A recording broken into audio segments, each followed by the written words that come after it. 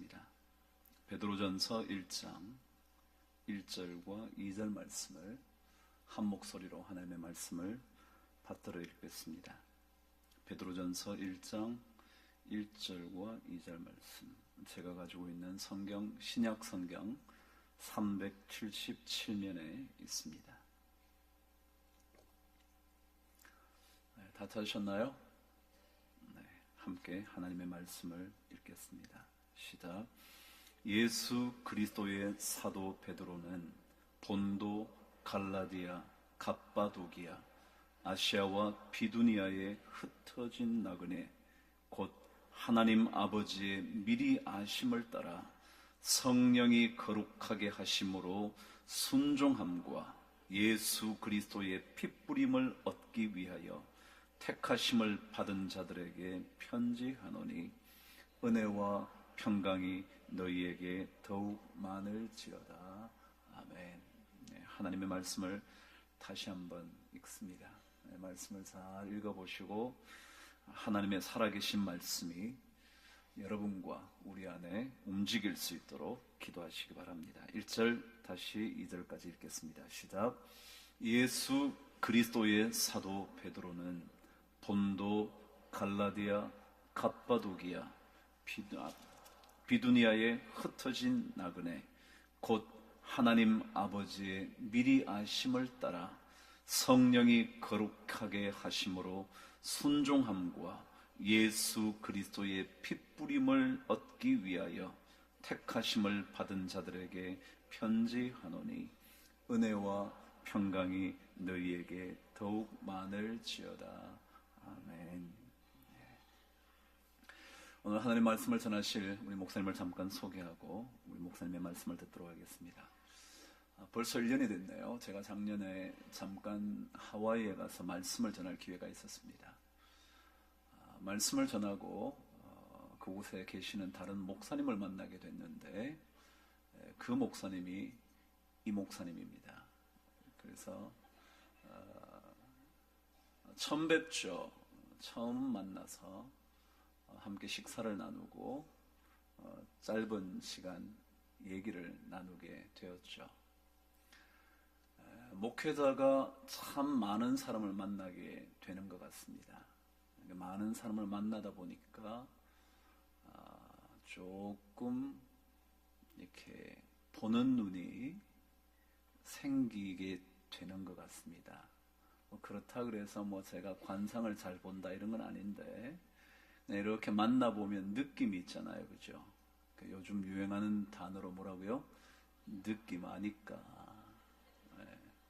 느낌이 있잖아요. 그렇다고 그게 100% 맞겠습니까? 근데 하여간 느낌으로 우리 목사님을 만나 뵀는데 참 제 마음속에 저도 목사지만 목회자의 모습 어떤 걸까 늘 저도 생각하는데 우리 목사님을 만나 뵈면서 그런 느낌이 저에게 전해졌습니다. 그래서 짧은 시간 만나서 대화를 나눴는데도 불구하고 제 마음이 확 끌리게 됐죠. 그러고는 하루 이틀 정도 지나고 난 다음에 헤어졌기 때문에 그리 많은 시간 보낼 수도 없었고 친분을 나눌 수도 없었습니다. 그러나 한국에 와서 우리 목사님과 카톡을 몇 번을 하면서 정말 목사님에 대한 저의 생각이 틀리지 않았다는 것을 제가 알게 됐습니다.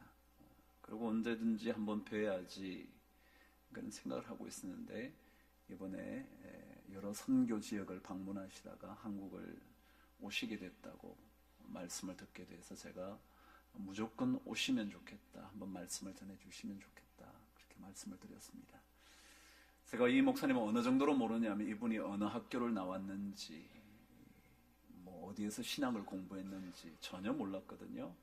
그래서 오늘 아침에 여쭤봤죠. 목사님, 사모님께 여쭤봤어요. 먼저 사모님 신학은 어디서 공부를 하셨나요? 우리 목사님께서 그랬더니 캘리포니아에 가면 클레멍이라는 꽤 유명한 신학교가 있습니다. 거기를 졸업하셨대. 그러시냐고.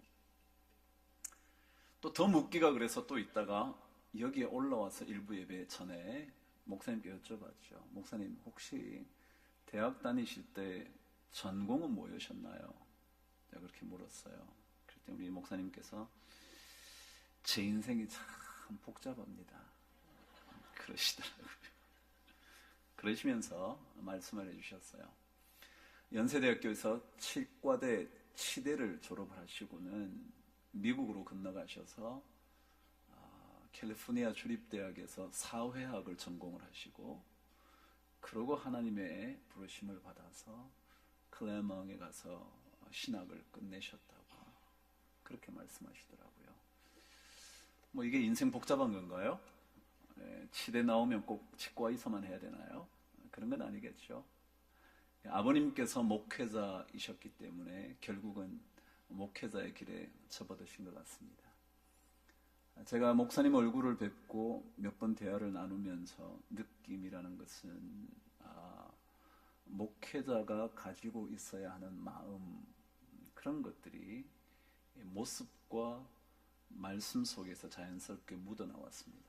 그래서 제가 정말 다시 만나 뵙고 싶었고, 이렇게 좋은 선배로 알고 싶었기 때문에 오늘 특별히 성도님들과 말씀으로 만나게 된 것 참으로 기쁘게 생각합니다. 오늘 하나님께서 우리 김낙인 목사님을 통하여 우리 모든 성도들에게 하나님의 넉넉한 은혜와 평강이 넘치게 되기를 바랍니다. 우리 목사님 나오시기 전에 여러분끼리 먼저 한번 인사를 나누시죠. 당신에게 은혜와 평강이 많아지기를 바랍니다. 인사 한번 나누실래요? 네. 어떤 분은 이것만 하시는 분이 계시고요. 어떤 분 그래도 말씀하시는 분이 계신데, 한번 말씀 한번 해보세요. 여러분, 말을 하면요, 그 말이 옆 사람도 듣지만 자기도 들어요. 그리고 훨씬 더 크게 들어요. 그래서 그 은혜와 평강이 늘 성경 말씀대로 그 사람에게 가지 않는다면 그 은혜와 평강이 다 누구에게 와요? 나에게 와요. 그러니까 진짜로 그 사람에게 은혜와 평강이 임하기를 바라셔야지, 그분이 받으시든지 안 받으시든지 여러분에게 유익입니다. 다시 한 번 하시는데 이렇게 하지 마시고 한 번만 더 합니다. 시작. 하나님의 은혜와 평강이 정말 많게 되기를 간절히 바랍니다. 할렐루야. 우리 김낙인 목사님 모실 때 큰 박수로 환영해 주시기를 바랍니다. 김 목사님 모시겠습니다.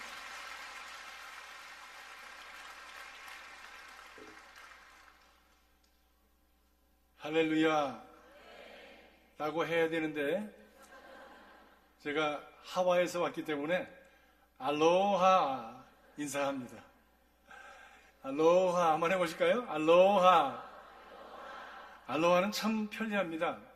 안녕히 가세요 할 때도 알로하지만 만나도 알로하. 그리고 그 안의 내용은 당신의 평화를 빕니다 라고 하는 그런 뜻입니다. 여러분에게 하나님 주시는 평화와 그리고 은혜가 넘치기를 간절히 기원합니다. 이렇게 날씨도 눈으로 덮여서 오시는 길들이 많이 불편하셨을 텐데, 가득 찬 이 본당을 보면서 참 여러분의 믿음의 열정이 어떠한지 제가 느낄 수가 있었습니다. 여러분들은 어떤지 모르시지만 저는 이 날씨가 너무 좋네요. 하와이를 떠나서 필리핀과 태국을 지나서 그리고 러시아에 갔다가 한국에 왔습니다. 오니까 참 살만하네요. 그 날씨도 적당히 춥고, 또 무엇보다도 지난 몇십 년 동안 저는 눈 오는 거를 못 봤습니다.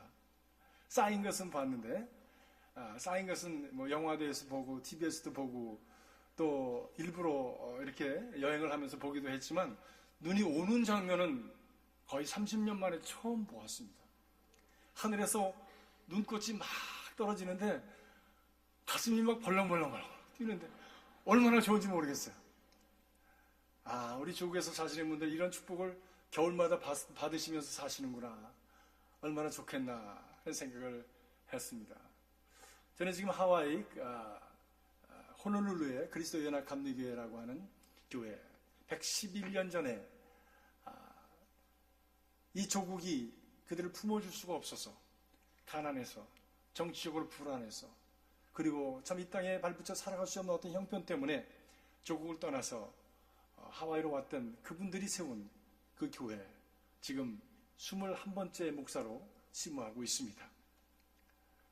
은혜를 많이 받고 있고 이 역사적인 교회를 섬기면서 어떻게 하나님께서 여기까지 복음의 그 횃불을 옮기셨는데 이 복음의 횃불을 또 나도 옮겨갈 수 있을까라고 하는 것을 고민하면서 살아가고 있습니다.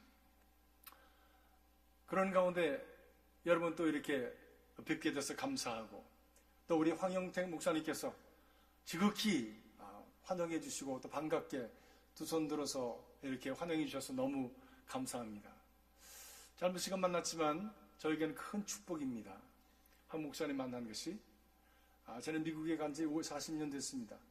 그곳에서 살면서 별로 이렇게 한국하고의 관계가 이것을 신학교를 다닌 것도 아니고 이곳에서 목회를 한 것도 아니기 때문에 좋은 목사님들을 만날 수 있는 기회가 별로 없었습니다. 그런데 우연찮게 황 목사님 만나면서 참 우리 황 목사님의 그 인품과 그리고 주님 사랑하는 마음과 복음에 대한 열정을 느끼면서 하나님께서 내게 붙여주신 귀한 축복의 사람이구나 라고 하는 것을 감사하면서 그리고 귀하게 여기면서 만나고 있습니다. 여러분 귀한 목사님 모신 것을 축하드립니다. 축하드립니다. 정말 귀한 목사님이십니다. 귀하게 여기시고 함께 복음의 사역을 열심으로 일구어서 우리 강북제일교회가 주님 안에서 정말 이 마지막 때에 하나님의 그 뜻을 온전히 세워가는 능력 있는 재단이 될 수 있기를 간절히 바랍니다. 이번에 저는 필리핀과 태국 그리고 블라디보스토크를 다니면서 참 얼마나 세상이 힘들고 어려운가라고 하는 것을 많이 보았습니다. 물론 관광을 가는 분들도 계시고 그래서 그것을 즐겁게 지내다 오시는 분들도 계시지만 그들의 삶의 현실은 정말 너무나 고달프고 힘들었습니다. 그것은 그런 어려운 지경에 있는 분들뿐만이 아니라 세계 전체가 지금 다 이런 고통 속에 신음하고 있지 않습니까? 정치, 경제, 문화, 사회 모든 면에 있어서 어떤 방향을 잡지 못하고 혼돈 속에 있습니다. 지도자라고 하는 분들을 만나서 대화를 나눠봐도 잘 모르겠다고 하는 거예요. 경제 지도자들, 정치 지도자들 만나서 함께 나누어도 잘 모른다는 겁니다. 그런 상황을 우리는 지금 더듬어가고 있습니다. 그 가운데서 우리의 삶은 참 혼돈과 그리고 불확실한 그 가운데서 경험되어지는 두려움과 아픔을 경험하면서 살아가는 것이 우리의 삶의 현실인데 그것이 온 인류적으로 온 국가적으로 계속되어지고 있다고 하는 것입니다. 필리핀에 간 그 선교지는 이나레스라고 하는 공동체인데 그곳에서 이나레스라고 하는 의원이 그 땅을 마련을 하고 그리고 재해를 당한 사람들을 이주시킨 다시 말하면 빈민촌입니다. 그곳에 한국 선교사님이 가셔서 길거리에서 어린이 사역을 시작하셨습니다. 이런 쪽박 같은 곳에 가족이 한 7명, 8명씩 사는데 아이들은 한 집에 6명, 7명씩 되는 거예요. 그러니까 아이들이 얼마나 많은지 그들을 보면서 궁절한 마음을 가지고 이 박영현 선교사님이란 분이 어린이 사역을 시작을 했는데 그 아이들이 자꾸 모이면서 아이들이 기뻐하고 즐거워하는 모습을 보고 중고등부 아이들이 모이고 중고등부 아이들이 모이는 것을 보면서 부모들이 따라 나와서 불과 2년 만에 그 공동체는 2,000명의 공동체가 되었습니다. 그래서 저희가 그 교회를 후원하고 그 목사님을 후원했는데 한번 오셔서 집회를 해주십시오 해서 갔었습니다. 그들의 삶의 현실은 너무나도 힘이 들었어요. 그런데 복음이 들어가니까 거기에 기쁨이 생기고 거기에 소망이 생기고 그 공동체가 죽음의 공동체가 절망의 공동체가 아니라 거기에 새로운 비전의 공동체가 되는 것을 보았습니다. 그들이 필리핀은 영어를 하는 곳이기 때문에 그들이 가진 비전을 들어보니까 그렇더라고요. 우리는 영어를 하지 않습니까? 이제 여기에서 우리가 훈련을 받으면 선교적인 사명을 가지고 밖으로 나갈 것입니다. 필리핀은 국가적으로 적어도 10% 정도를 해외로 나가게 해서 해외에 있는 외화를 벌어들이는 것이 우리 국가적인 그런 계획입니다.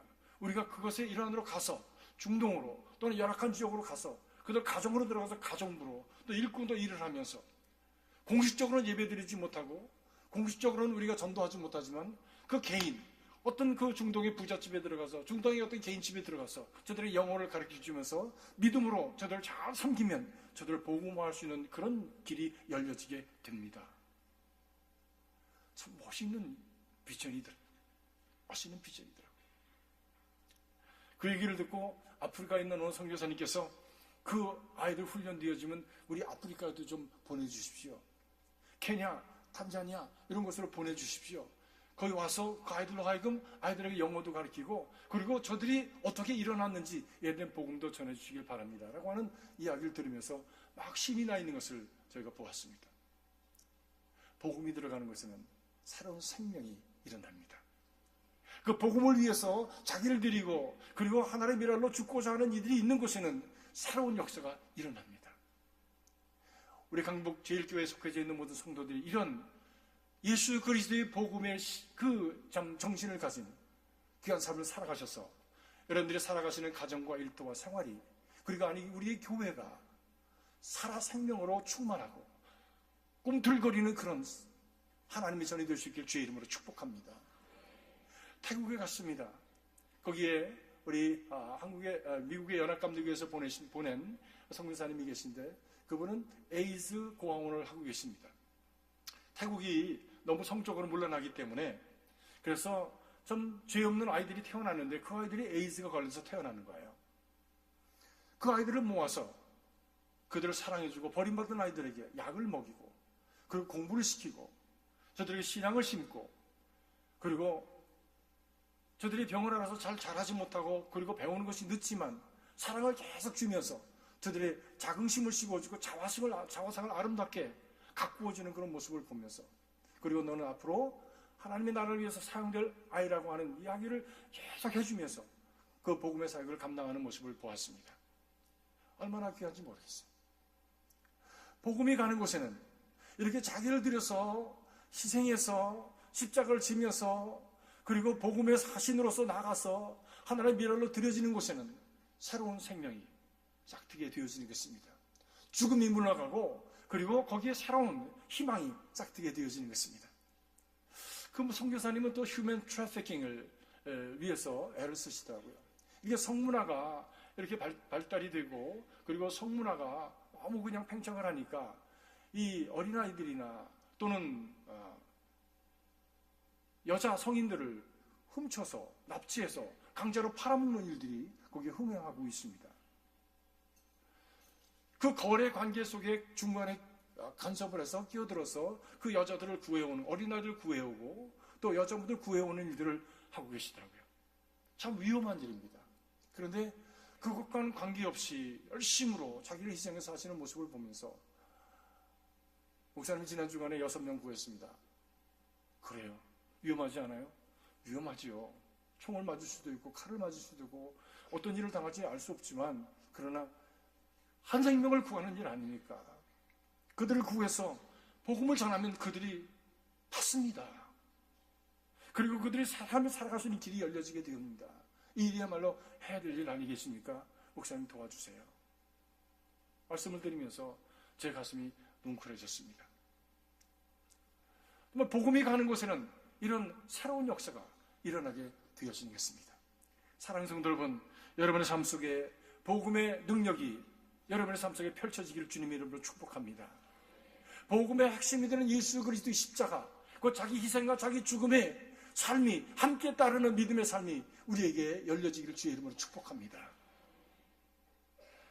우리 신앙의 핵심은 무엇입니까? 우리 기독교 신앙의 핵심은 무엇입니까? 그것은 십자가 아닙니까? 그 십자가는 무엇입니까? 자기 죽음입니다. 십자가는 무엇입니까? 자기 포기입니다. 자기 내려놓음입니다. 겸손히 자기는 묻어지는 것입니다. 여러분 안에 이런 십자가가 여러분의 신앙의 뿌리로서 여러분의 삶의 가치관으로 그리고 우리의 문화로 생활의 어떤 습관으로 자리할 수 있기를 주님의 이름으로 축복합니다.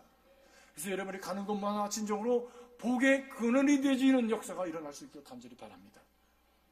복의 근원이 된다는 말은 무슨 말입니까? 복의 근원이 된다는 말은 복덩어리가 된다는 말씀입니다. 어디 가든지 바로 나 때문에 새 생명이 일어나고 나 때문에 새로운 소망이 일어나고 나 때문에 새로운 역사가 펼쳐지게 되어지는 복덩어리가 된다는 말씀입니다. 이 딸이 한 3년 전에 결혼을 했어요. 근데 그 시아버지 되는 사람이 우리 딸아이를 보고 우리 복덩이 자꾸 그러시더라고. 저는 처음에 그것이 무슨 말인지 잘 이해가 가지 않았어요. 왜 이 아이를 복덩이라고 그럴까? 복덩이라고 그럴까?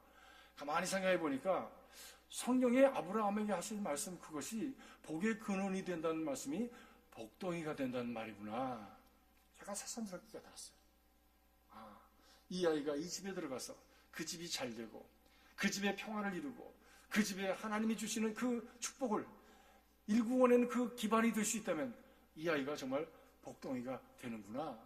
그러면 그것은 우리 모두에게 주신 하나님의 그 사명이고 하나님의 소원이신데, 그 소원의 역사가, 그 복덩이가 되는 역사가 바로 예수 그리스도 통해서 우리 만인에게 허락되었고, 그리고 바로 그것은 그리스도의 십자가로 말미암아 우리에게 주어졌다고 하는 사실을 생각할 때에 이 십자가는 얼마나 고귀한 것인지 모릅니다. 그러나 오늘날 십자가의 진정한 내용을 잃어버린 신앙이 얼마나 많습니까? 자기 죽음과 자기 희생과 포기를 잃어버린 신앙, 자기 드림을 잃어버린 신앙, 자기 죽음을 잃어버린 신앙이 얼마나 많으냐는 말씀입니다. 하와이에서 목회하는 가운데 어떤 분이 어느 날 문을 두드리면서 찾아오셨어요. 목사님, 들어오세요. 앉으세요. 어떻게 오셨죠? 그랬더니 그분이 주머니에서 조그마한 반지함을 이렇게 꺼내더니 열어 보여주셨습니다. 그 안에 십자가가 들었습니다. 금식 그 십자가에다가 다이아몬드 보석이 딱 박힌 십자가였어요. 그러면서 하시는 말씀이, 목사님 여기다 대고 한번 시계에 안수해 주세요. 그러더라고요.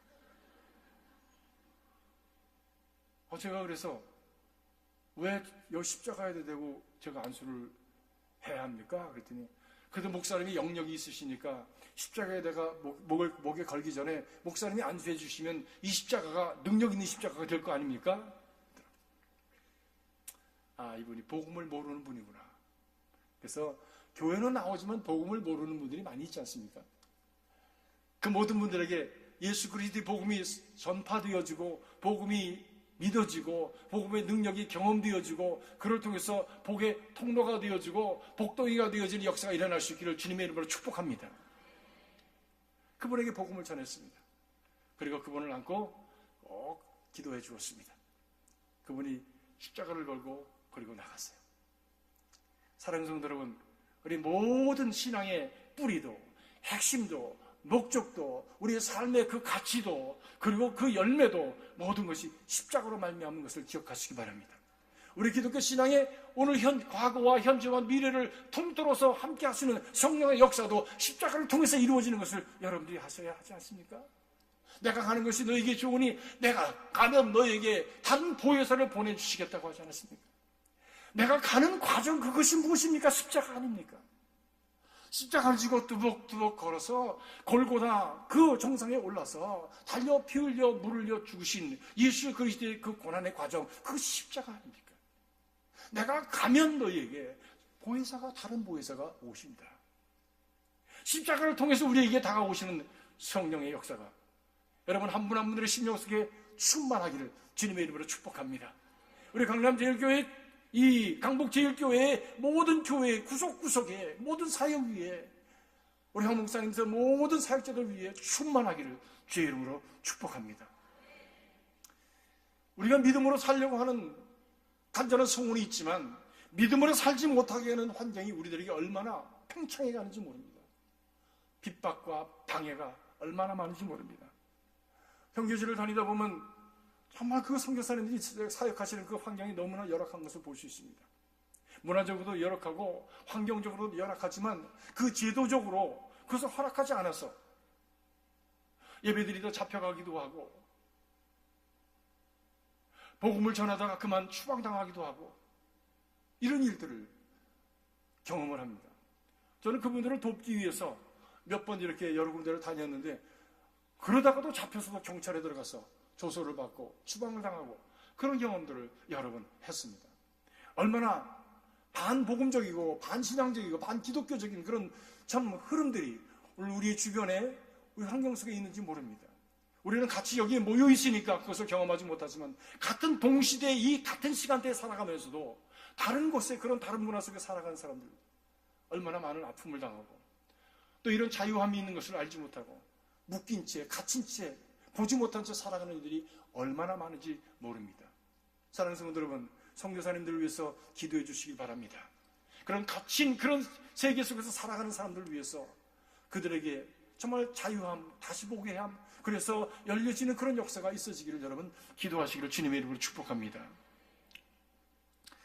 우리가 신앙을 갖는다고 하는 것은 어떤 의미를 갖습니까? 여러분 신앙생활을 왜 하고 계십니까? 그것은 평화 없는 이 땅에 평화를 심고 평화의 통로가 되어주고 아픔과 상처가 있는 곳에 치유와 회복의 통로가 되어주고 정말 죽음으로 말미암아 두려워하는 이 세상에 죽음을 넘어서 하나님의 나라가 오고 있음을 그 소망으로 선포하는 일을 위해서 여기 있지 않습니까? 여러분을 통해서 죽어도 산다라고 하는 그런 분명한 생명의 원리를 볼 수 있는 증거가 되기 위해서 하나님이 이 세상에 저와 여러분을 두신 줄로 믿습니다. 우리 모두에게 주어진 그 어둠의 여건 속에서 고통의 여건 속에서 그것을 능히 이기고 하나님의 승리하심을 보여주는 증인들이 되어주기를 주님의 이름으로 축복합니다. 스카텍이라고 하는 분이 The Road Less Traveled라고 하는 책을 썼습니다. 잘 다니지 않는 길이라고 하는 그런 책, 그 첫문단을 그는 이렇게 시작합니다. 인생은 고난이다. Life is pain. 인생은 고난이다라고 하는 것이에요. 그리고 이 인생이 고난이라고 하는 것을 인정하고 그 안에서 길을 찾으려고 할 때에 길을 찾을 수가 있지. 인생은 고난이 아니라고 하는 그런 어떤 환상을 가지고 우리가 삶을 풀어가려고 할 때 그 삶의 문제는 해결되지 않는다고 그분은 얘기합니다. 그렇습니다. 고난이 없는 곳이 있습니까? 고난이 없는 사람이 있습니까? 교인이 2,000명이 3,000명이면 다 한 사람 한 사람이 다 다른 아픔과 어려움이 있습니다. 고민이 있습니다. 갈등이 있습니다. 있는 사람은 고난이 없습니까? 아닙니다. 있기 때문에 그것 때문에 고난이 있습니다. 없는 사람은 없기 때문에 고난이 있습니다. 건강한 사람은 건강하기 때문에 또 아픔이 있습니다. 많이 배운 사람은 많이 배웠기 때문에 또 고민이 있고 아픔이 있습니다. 사회적인 지위가 높은 분은 그 높기 때문에 갖는 남다른 그 아픔이 있습니다. 우리 모두는 다 고난 속에 살아가는 존재들입니다. 그러나 고난에 묻히는 존재가 아니라 이 죄로 말미암아 인간의 불합리성으로 말미암아 빚어진 이 오늘의 세상 공중군세 잡으로 말미암아 번복이 되고 혼돈스러운 이 세상 그 가운데서 불안해하고 두려워하고 혼돈스러워하고 그 안에서 죽음의 위기를 바라보면서 아파하는 인생들을 향해서 여기에 길이 있다라고 십자가를 보여주신 예수 그리스도의 그 길을 통해서 삶의 문제를 풀어가는 사람들, 이 사람들이 바로 그리스도인들인 것입니다. 사랑하는 성도 여러분, 예수 그리스도의 십자가를 든든히 붙드는 우리 모두가 될 수 있기를 간절히 바랍니다. 태국을 거쳐서 블라디보스톡으로 갔습니다. 오래간만에 경험하는 추위였습니다. 내리니까 마이너스 15도더라고요. 그리고 그 체감 온도가 25도가 되는데 금방 살이 떨어져 나가는 것 같았습니다. 그런데도 잠깐 동안은 짱한 게 얼마나 정말 신이 나는지 얼마나 기분이 좋은지 추위라는 게 이런 거구나. 저는 추위를 몇십 년 만에 처음으로 경험을 했습니다. 그곳에 간 이유가 있습니다. 아니 이 겨울에 왜 러시아를 가? 우리 교인들도 그런 말씀을 하셨어요. 그래서 제가 말씀을 드렸어요. 이런 이유 때문에 제가 가야만 합니다. 가보고 싶습니다.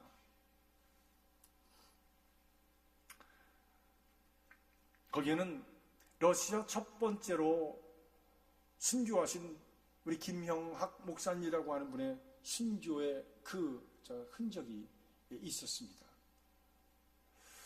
얼마 전에 박영현 형서 선교사님이라는 분을 만났는데 그분이 이분에 대한 얘기를 해주시더라고요.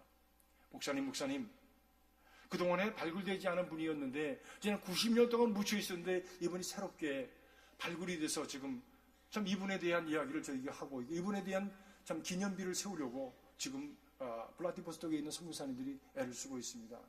하면서 그 얘기를 해주시는 거예요. 우연히 그분을 알게 되었다고 하는 것이에요.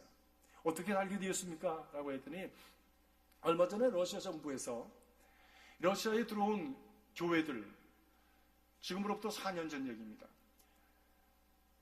7년 이상 되지 않은 교회들은 다 나가라고 하는 명령이 떨어졌답니다.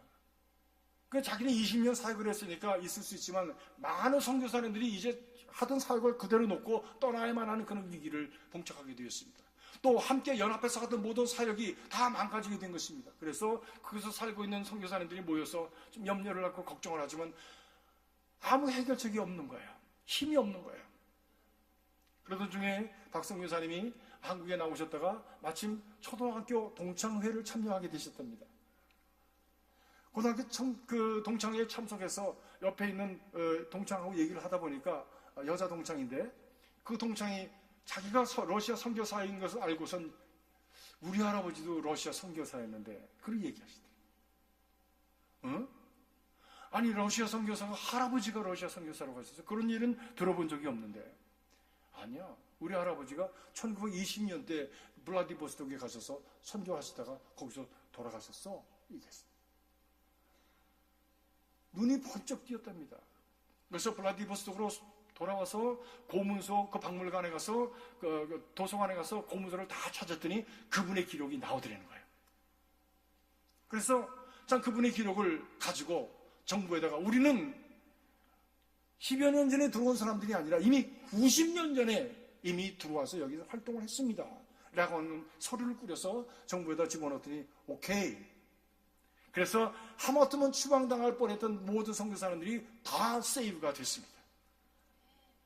얼마나 감사한지. 그러고 보니까 그 얼굴도 모르고 그리고 계신지도 몰랐던 김영학 선교사라는 분의 은혜를 입었잖아요. 그래서 거기 있는 모든 선교사님들이 지금 연합해서 그분을 기리는 추모 기념비를 세우자. 그분이 어디서 목회하셨는가? 목회지를 찾고 그분이 세우셨던 교회가 있었던 자리, 그분이 다니셨던 그런 자리들 다 확인을 하면서 바로 그곳에 또 새로운 예배당을 짓고 그리고 선교를 확장해 가려고 지금 계획을 하고 준비를 하고 있습니다. 그래서 저를 데리고 선교사님이 그 블라디보스톡에 있었던 그분이 목회하셨던 교회에 갔습니다. 가보니까 지금은 유아원을 하고 있더라고요. 근데 그 집을 사겠다고 그랬더니 60만 불 달래요. 거기 계시던 목사님들이, 선교사님들이 입을 떡 벌렸습니다. 아니 60만 불을 갑자기 우리가 어디서 구해? 그래서 지금 그렇게 아이디어만 가지고 있습니다. 그러더니 선교사님이 그 박 선교사님이라는 분이 절 보고 그래요. 목사님 여기 한 3시간만 가면 북한 접경 지역이 나오는데 거기 가서 한번 북한을 위해서 손 들고 우리가 북한을 위해서 기도하십시다. 그래요? 얼마 3시간만 가면 됩니까? 3시간만 가면 된대요. 핫산이라고 하는 지역인데 소련과 중국과 그리고 이 북한이 연접해 있는 그런 도시입니다. 그래 가십시다.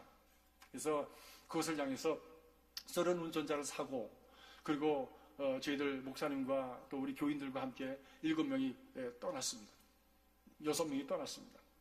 3시간을 지나서 어느 한 곳에 도착을 했더니 선교사님이 그러시더라고요. 목사님 이곳이 또 다른 그 김영학 선교사님이 사역하시던 곳입니다.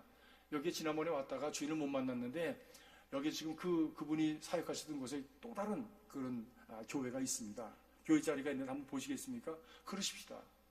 그래서 그 교회 자리라고 하는 것을 갔더니 큰 집이 지어져 있고 철문이 닫혔어요. 그래서 문을 두드렸습니다. 계십니까? 계십니까? 두드렸더니 소리가 없어요. 또 두들겼습니다. 소리가 없어요. 그 박성교사님께서 하시는 말씀이 지난번에도 왔다 못 만나고 갔는데 이번에도 못 만나는 모양입니다. 라고 돌아서려고 하는데 철문이 척 열리더니 사람 하나가 툭 나왔습니다. 그래서 돌아서서 보니까 글쎄 한국 사람이에요. 그 러시아 마을에 한국 사람이 있더라고요. 그래서 저는 이분이 까레이스겠구나. 조선족 러시아인이겠구나 라고 생각하고 뭐라고 얘기를 해야 되는지 서로 얼굴만 쳐다보고 이렇게 있는데 그분이 저희들을 쳐다보더니 하는 얘기가 한국에서 오셨습니까? 그러시는 거예요. 얼마나 깜짝을 놀랐는지 말투가 완전히 평안도 사투리를 하시는 겁니다. 미국 사람이구나. 단박에 알아차리고, 예, 저희가 한국 사람입니다. 그런데 저희는 사실은 미국에서 왔습니다. 이분은 카나다에서 오고요. 이곳에 교회가 있었습니다. 옛날에. 이 교회 자리인데, 교회 자리가 어떻게 생겼는지 한번 보려고 좀 구경하고 싶은데, 저 한번 직구경 해도 되겠습니까? 그랬더니 위아래를 막 째려보더니 들어오시라고요. 그래서 그 집에 들어갔습니다. 근데 한국 사람들은 참 이 정이 있어서 손님 대접하기를 좋아하더라고요. 그렇게 해서 만났는데도 불구하고 집으로 돌아오고 추우니까 차 한잔 마시라고 해서 차 마시려고 앉았다가 거기서 점심도 먹고, 그리고 거기서 같이 노닥거리고, 그리고 인생 얘기하고 지나온 얘기하다가 그만 과거를 다 얘기하게 되십니다. 이분은 탈북자세요.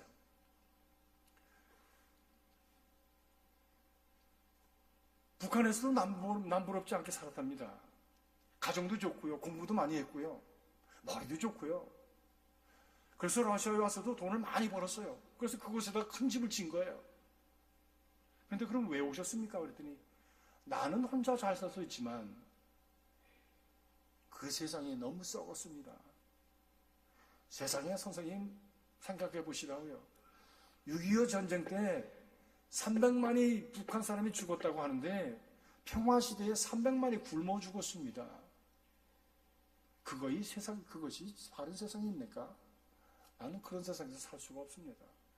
그래서 나왔습니다. 그럼 남쪽으로 가시지 왜 여기 러시아에 오셨습니까? 남쪽에 가면 탈북자들이 무시당하지 않습니까? 정착금이라고 주는데 그 깡패들이 와서 다 뺏어가지 않습니까?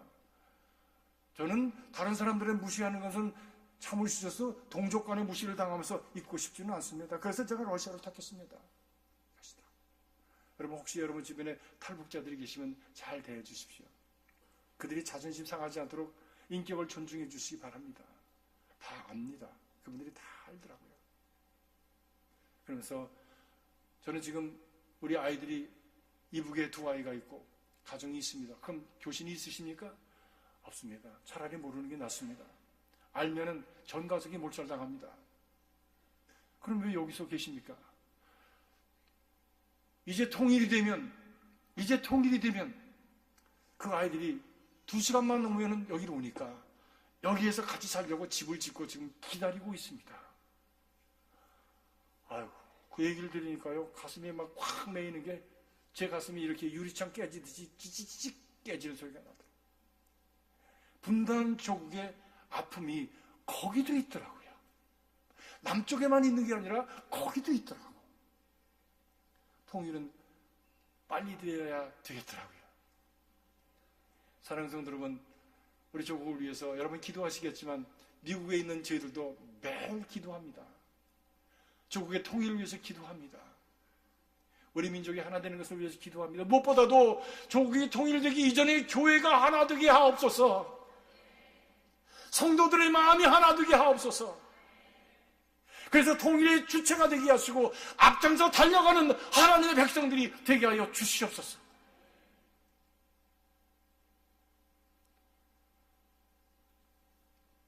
같이 나의 살던 고향도 부르고 같이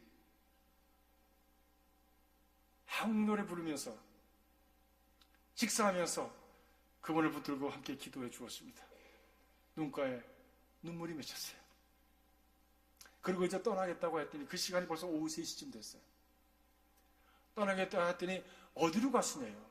그래서 여기 이북에 가까운 그 접경 지역에 가서 우리가 기도하기를 원한다 했더니 가지 말라는 거예요. 자고 가라는 거예요. 그래서 저희는 가야 됩니다. 갔다가 집에 가야 되니 여기서 잘 수가 없습니다. 다음에 또 비행기 타고 가야 되기 때문에 갈 수가 없습니다. 했더니 하시는 말씀이 지금 거기가 굉장히 예민합니다. 소치 올림픽 때문에 테러가 있고 그래서 이 국경 수비가 굉장히 예민하다는 겁니다. 정 가시 되겠다면 제가 동행하겠습니다. 그러더라고요. 저는 그 뜻이 무슨 뜻인지 몰랐어요. 가서 알았습니다. 한 2시간여를 달려서 하산이라고 하는 지역을 도착했는데 국경지역이라 변방지역이라 너무나 열악했습니다. 간판도 없고요. 어디로 가라는 표지판도 없고요. 그래서 어디쯤 되는지 몰라서 우왕좌왕하고 어디다 차를 대고 기도해야 되는지 기도자를 찾고 있는데 갑자기 까만 차 한 대가 스포츠카가 저희들의 앞뒤를 탁 막았습니다. 그들이 그 앞에서 그 가죽 잠바를 입고 청바지를 입은 청년 하나가 썩 내리더니 그 뒤에는 별을 단 모자를 쓴 러시아 군인들이 총을 들고 내렸어요. 헬로! 뭡니까 저거? 그랬더니 모르겠는데요. 그랬더니 오더니 여권을 달라고 해서 여권을 주었습니다. 저희들이 이제 6명이 갔는데 미국분 그분이 같이 하면서 7분이 됐잖아요. 근데 7사람의 여권이 5나라부터 왔어요. 이상하잖아요. 미국 사람, 카나다 선교사, 그 다음에 소련 사람, 운전사가 소련 사람이에요. 5나라의 사람들이 모여서 이북을 향해서 지금 가고 있으니까 이게 좀 이상한 그룹이에요. 그 체포를 당해가지고 국경 수비대에 가서 이렇게 이제 다 체포를 당해서 가서 갇히게 됐습니다. 모스크바에다 연락을 하고 모스크바 정부에서 다 조회를 하고 미국까지 연락을 해가지고 이 사람들이 다 바른 사람들이냐 진짜냐 다 해서 조회가 끝나고 마지막에 10손가락 지장 다 찍고 사진 이렇게 다 찍고 6시간 동안 있는데 지옥입니다. 저희 집 사람은 반 실신을 해가지고 반 넘어져 있죠. 불안해서 두려워가지고 기운이 다 빠져서. 그리고 풀려나서 집으로 오게 되었습니다. 집으로 돌아오는 길에 이미 캄캄해서 사방에 보이지 않고 차 안에 불이 다 꺼져서 아무것도 들리지 않는 보이지 않는 그 상황 속에서 그 이북분이 물어보세요. 지금 우리 집 있는 데가 교회 터였다고요? 그렇습니다. 근데 교회 터를 보시기 위해서 지금 미국에서 카나다에서 오셨다고요? 예. 거참 이상하네. 거참 이상하네. 그래서 또 자기한테 자기 혼자 고민을 하는 거예요. 그래서 교회 터에 대한 얘기를 해주었습니다. 교회 터에 와서 예배를 드렸던 목사님, 김영학 목사님.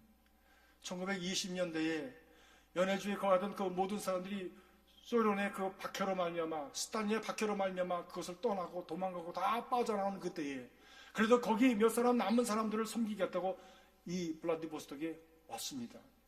그곳에서 몇 년 사역하는 동안에 복음 전한다고 악질 반동으로 그렇게 몰려서 감옥에서 노동교화소에서 그 추운 데서 일하다가 1월 달에 그만 얼음 속에 넣어서 얼려 죽여버렸습니다. 춥더라고요. 물에 넣어서 죽이는 방법도 2가지래요.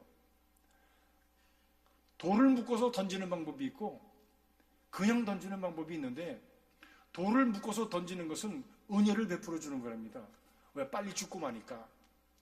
그런데 그냥 던지면 사람이 죽으려고 하면 본능이 살아서 살고자 하는데 이 얼음과 이 물 표면 사이에 조금 남은 공기구멍에다가 그 코를 대고서 살아남으려고 버둥거리다가 서서히 얼어 죽는다는 겁니다. 김영학 성회사는 그렇게 돌아가셨습니다. 그분이 하시던 교회 자리가 여기입니다. 우리가 이곳에다가 할 수 있으면 교회를 짓고 그리고 그분의 그 복음의 열정과 그분의 사역을 우리가 기념하려고 생각합니다. 그래서 여기까지 찾아온 겁니다. 그랬더니 그분이 쭉 하다가 뭐라고 그러시냐 하면 그러면요 제가 저희 집 위쪽에 있는 땅을 드리는 것을 한번 생각해 보겠습니다. 오다 가다 만난 사람입니다. 저는 그냥 오다 가다 만난 사람인 줄 알았어요. 근데 그분은 하나님께서 만나게 하신 분이셨어요. 사도 바울이 빌립보에 갔을 때 어디를 가야 될지 몰라서 우왕좌왕하고 있을 때에 자주상사 루디아를 만나지 않습니까? 그분에게 복음을 전하고 그가 믿는 자가 되어지고 그가 말하기를 나를 믿는 자로 여기거든. 나를 믿는 자로 여기거든. 내 집에 유하시옵소서. 그 복음의 동토에 다 죽었다고 여겨지고 90년 전에 돌아가심으로 말미암아 끝났다고 여겨졌던 그분의 믿음의 줄거리가 그것에 여전히 살아서 새롭게 부활하는 모습을 보았습니다. 사랑하는 성도 여러분, 복음을 위한 자기 십자가를 지는 그 역사는 결코 죽지 않습니다. 거기에는 생명이 있기 때문입니다. 그것은 다시 살아서 용솟음 치고 그 지역에 복음의 역사가 일어나게 될 것을 믿습니다. 그 지역에 있는 러시아 여자분을 만났습니다. 그분은 그 근처에 있는 학교의 선생님이신데 그분이 누가 말하지도 않았는데 그런 얘기를 해요. 여기에 교회가 필요합니다. 이곳에 교회가 없기 때문에 이곳에서 차를 타고 2시간씩, 배를 타고 30분씩 블라디보스토크로 나갑니다. 여기에 교회가 있으면 참 좋겠습니다라고 얘기를 하시더라고요. 어떻게 이렇게 아다리가 딱딱 맞는지 우리가 계획하지도 않았는데 하나님께서 만나게 하시고 그 길을 풀어주시고 그 길을 열어주시고 보여주시는 그 아름다운 하나님의 역사의 손길을 보면서 하나님은 살아 계시구나. 살아계신 성도 여러분, 하나님은 살아계십니다. 지금도 우리의 삶 속에 살아계신 줄 믿습니다. 때로는 기도해도 기도가 응답되지 않는 것 같고 부르짖어도 눈물이 끊임없이 흘러서 그 어둠 속에 그 동굴 속에 갇힌 것 같은 언제 그 내 안에는 내게는 태양이 떠오르냐 그런 답답한 마음을 가진 그 어두운 겨울을 지내는 것 같은 마음을 가질 때가 있지만 그럼에도 불구하고 그 상황 속에서 하나님은 여전히 역사하고 계신 줄 믿습니다. 우리는 느끼지 못하고 깨닫지 못하지만 하나님 예수 그리스도께서 엘리 엘리 라바 사박다니 아버지여 아버지 어찌하여 나를 버리시나이까 라고 하였던 그 침묵의 순간에도 하나님은 온 인류들의 구원을 위해서 일하고 계셨습니다. 우리가 믿는 하나님은 바로 그 하나님입니다. 우리가 믿는 예수님은 바로 그 십자가 예수 그리스도이십니다. 그것이 복음의 핵심입니다. 십자가, 그것이 우리에게 진정한 생명이 되고 진정한 영혼을 우리에게 보장하는 은혜의 축복이 되어지는 것입니다. 사랑하는 성도 여러분, 우리가 무엇을 믿습니까? 주님 복 주시옵소서, 주님 은혜 주시옵소서, 이 일 잘 되게 해주십시오. 기도하는 건 너무 중요합니다. 그러나 그것을 통해서 우리 가운데 이루어져야 될 것은 무엇입니까? 그것은 바로 십자가의 역사여 복음의 역사입니다. 그렇습니다. 바로 이 십자가, 이것을 통해서 하나님은 지금까지도 살리시고 구하시고 새롭게 하시고 회복시키시고 그리고 하나님의 나라를 보여주시고 그 길을 향해서 그 길이 그 천국을 향한 길을 열어주셨습니다. 사도 바울은 이것을 에베소 2장 20절에 이렇게 말씀합니다. 너희는 사도들과 선지자들의 터 위에 세움을 입은 자라. 그리스도께서 친히 모퉁이 돌이 되셨느니라. 우리 교회가, 우리 신앙이 바로 이렇게 사도들과 선지자들, 곧 자기를 들여서 복음을 위해서 죽어간 사람들, 십자가를 지기 위해서 피 흘린 사람들, 바로 그들 터 위에 우리 교회가 서 있고 우리 복음이 서 있고 우리 믿음이 거기에 서 있다라는 말씀입니다. 그리고 그것의 시작은, 거기에 핵심은 바로 예수 그리스도시라는 말씀. 복음 때문에 핍박을 받고